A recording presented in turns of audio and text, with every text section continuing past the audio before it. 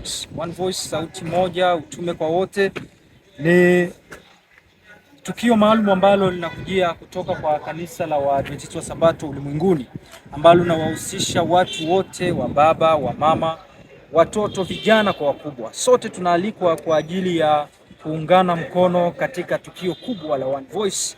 Enendambi kanisa erehangana hao abalwana erehambana buke bwako ino katuka na omulenge muuma omontengereza wakawambu One Voice abalwana isi mwabererawa One Voice yamahika tuhambane buke bwako One Voice. Rafiki, umesikia hilo ambalo umetoka kusikia pale, ambayo inahusu One Voice. One Voice, sauti moja, utume kwa wote, ni tukio maalum ambalo linakujia kutoka kwa kanisa la Waadventista wa Sabato ulimwenguni, ambalo linawahusisha watu wote, wa baba, wa mama, watoto, vijana kwa wakubwa. Sote tunaalikwa kwa ajili ya kuungana mkono katika tukio kubwa la One Voice, sauti moja, une voix 27. Maana yake sote tunaungana kwa ajili ya kutangaza ujumbe.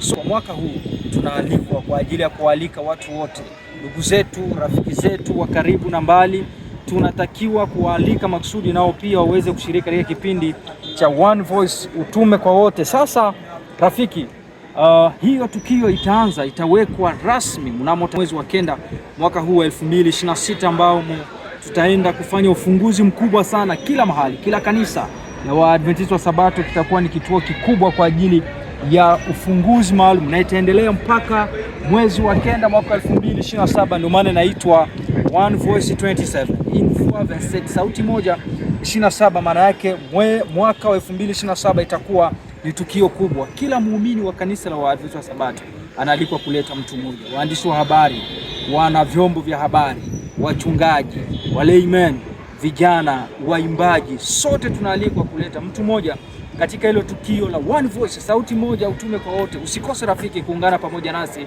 katika kipindi hiki cha One Voice, utume kwa wote.